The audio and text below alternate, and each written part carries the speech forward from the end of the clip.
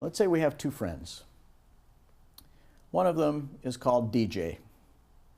And DJ is a big guy. He's a big kind of mountain man. Great big red hair, big red beard. He's hiked all over the mountains, ridden his bicycle on all the mountain trails. You know, he spends a lot of time in the mountains. He does have a job down in the city, 8 to 5, but every minute he can possibly get, he's off in the mountains. All of his vacation, his weekends, his evenings, everything, out in the mountains. Good, strong, big human.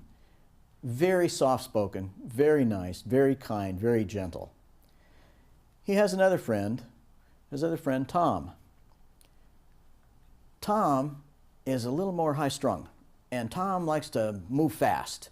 DJ is kind of, very thoughtful, quiet, soft-spoken, speaks kind of slowly. Tom doesn't speak slowly, speaks fast, and he likes to get ideas out, thoughts out, words out, and go on to the next thing. They're very good friends. One day they're sitting talking, and DJ is starting to talk, and Tom just can't stand it and does the thing that Tom does very often. Steps in halfway through what DJ has to say, and so DJ, you mean this? Okay, great. Now, I need to say something, because Tom is always thinking about what he wants to say rather than listening to what DJ has to say. He just gets bored listening to DJ talk so slow. So DJ has finally had enough this one day and starts to stand up and lean over the table towards Tom. And Tom's going, "Oh, I wonder what this is all about. This doesn't look all that good." And so when DJ stands up, starts getting even bigger than he usually is and start to puff up kind of big and says, "Tom, when you interrupt me and finish my sentences for me,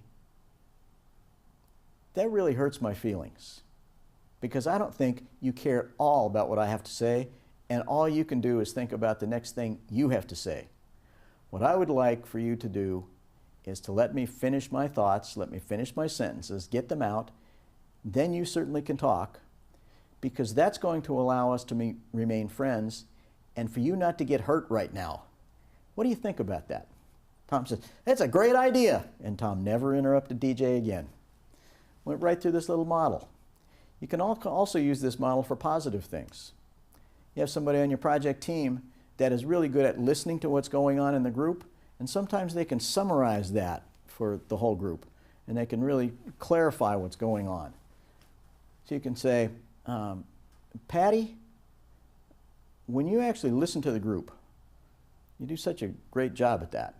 When you actually summarize things and clarify all of that for us, I feel really relieved because you have really helped our team come together and move forward. What I would like is for you to keep doing that, and I would like to actually make that kind of a formal role in the project for us. So there'll be certain times when I'd like you to just speak up, and I'll actually even ask you at certain times, 'Now, Patty, can you give us a little summary of our discussion that we've had going on, and can you clarify what everyone said? Because that's really going to allow our team to work well together and move forward. Will that be okay with you?" I said, "Sure, I can help with that. No problem at all." So you can use this for dealing with some very difficult people. You can also use the same model for people who are working pretty well. Let's take a look at our stakeholders. Stakeholders can cause us problems along the way as well. We have our stakeholder analysis that we looked at before. Let's take a look at some homeowners around a stadium. We're putting in a new stadium, a campus, and a new sports stadium, sports facility here, the playing field. And there are homeowners that live around here, and we put them on our list. These two parts are going to be involved in the task side of things that you've worked with and figuring out their power and interest that they have in this project. So that's all part of what you do on the task side of things. There's one other part out here at the end that says potential strategies. Oh, now how are we going to gain support from these people and reduce obstacles that they may put up in front of us? How do we actually start to avoid any difficult issues that come up from these people instead of waiting until they are difficult and then trying to work with it? Can we prevent any of this? So what can we do? We just have a list of things that people could do that will help us work together well with them. People around the stadium, one thing we might do, provide them a lot of information. Let them know what's going on. If there's going to be street closures because we're putting in this new stadium, let them know that. Give them some alternative routes they can get in and out of their houses. During game days, there's going to be a lot of traffic, and sometimes the streets will be so blocked up they can't get in and out of their house. They live near the stadium. Well, they should have thought of that when they bought their house there, but we don't want to make sure now that we've got more people coming, because we're going to fix up this stadium, put this new facility in. There's going to be a lot more traffic, driven and foot traffic through the yards, right through their lawns that they never had before. So there's some things that could cause problems. Some of these people, if we don't work with them up front and prevent the difficulties, they can start to cause us difficulties, because now someone in this group, or a few people in this group, decide they're going to come together in the homeowners associations or get together and form some kind of a homeowners group, and then they're going to go to the chancellor of the university and start to cause problems. They're going to go to the city and say, okay, we want you to get involved because this new construction is causing us problems. So now we've got all kinds of troubles underway that we should have never had in the first place if we would have worked well with people. One thing we could do for these people, we might say, to keep them from being difficult, maybe we just give every household around here 2 free tickets to every sporting event that happens. So now we're saying, well, we've got 2 free tickets to all these things. That doesn't sound so bad. Maybe what we can do is allow them to park cars in their yard. Near this facility, there's one very nice little old lady, Janie, and she parks cars in her yard. She's very happy to have any kind of sporting event going on. She'd be happy if there was something going on every single weekend. So if they expanded this facility to include all kinds of other events, she'd be happy with that, because in her yard she can park 100 cars, and she charges everyone $20 US to park in that yard of hers.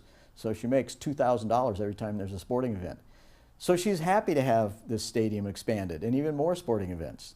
So if we can find ways to work well with people up front, we don't have to then try and figure out, okay, now we've got a problem with this person, how do we deal with it? Let's just alleviate the problems, not even have them there to begin with. So one of the things we can do is our stakeholder analysis. Let's try and prevent problems along the way. Another thing we can do with our stakeholders, use the tools. We have a project charter. We have a scope statement. We have a work breakdown structure. We have a schedule. We have resource assignments along the way. The project charter, what does that tell us? That tells us what done looks like. The scope, what does that tell us? It tells us what done looks like. Those 2 things together are going to give us a lot of information on the end result of the project. One of the key issues that causes some kind of problems in the project and causes people to be very difficult is because no one is clear about done looks like this, or at least this person's not clear about that, and they may not agree with us. First, we have to hear each other, understand each other, and then for a project we have to come to some kind of agreement. We all need to be working toward the same goal. So a lot of the things that people do that are difficult are based on we haven't made sure that everyone agrees on things. Let's do that up front. So if we use our tools properly in the project, we can take care of some of the problems. Now, if we run into problems along the way and people say, give us some trouble about the scope of the project, say, we need to add more into the scope of the project. We can say, well, that's not what we agreed to. Here's what we agreed to, and all we do is pull out the charter, the scope statement, and say, when you were in this meeting, we had this discussion, we all agreed to this. So all we have to do is remind people of the discussion that we had before. If they're trying to be difficult now, we can say, we did this before, agreed to this, we should be able to move forward. What we're looking at is the scope of the project. That's one area that can cause a lot of problems. So people can be very difficult about the scope of the project, especially as the project starts to move forward. A lot of times we'll have a discussion about the project up front, and then as we move forward, people can actually see the project come together, and now they start to cause some difficulties because now they can actually see it. Up front originally, the project manager could envision this whole completed project in their head. That's one of the skills that you develop as a project manager. You get better at that the more projects you do. You're looking out ahead to say, okay, done looks like this, and I'm moving toward that. And the way I'm going to do that is put a project plan together, these steps, this WBS, this schedule, these people. I'm going to put all that together to make that happen. One area of a problem area where people can be very difficult is that scope. As we start doing the project, people see things happen, and that's when they can finally say, wait a minute, I didn't want it to look like that. When I said those words, I thought it was going to look like this. I thought it was going to be a big square yellow one. I didn't know it was going to be a great big round blue one. I didn't mean that at all. So now we're going, oh no, we have to go back and clarify what we agreed on originally. Sometimes we do have to go back and re-clarify things. Sometimes all we have to do is say, wait, we had this discussion already and we agreed on the round blue one. We did not agree on the square yellow one, even though we talked about that. So if you recall, we had that discussion and decided that was not the direction we were going to go. And then people say, oh, I do remember that, and they can stop being difficult. Sometimes we actually need to change the scope of the project. If we change the scope of the project, then people might be difficult again because they say, well, but I don't want it to cost any more money or take any more time.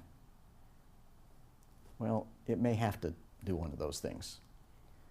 The work breakdown structure is a tool we can use to focus people on how we're going to do things.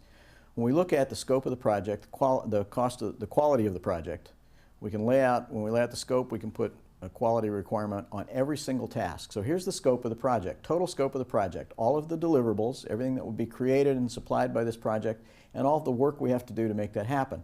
People can be difficult around a couple of these things. They can be difficult about the deliverables. Wait a minute, I didn't agree to that one and I want 3 different ones instead. They want to change the scope of the project for what we're actually going to supply at the end, the product scope of the project. Then they can also say, well, I don't think it should take that long and cost that much money. And we say, well, it has to take that long and cost that much money. When we put it together, the experts say we have to do these tasks. Every time we have to do a task, we have to pay somebody to do that and supply them with some materials quite often to add that cost into that task as well.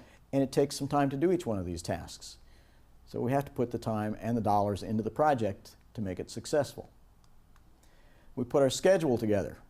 This is another area that can cause problems.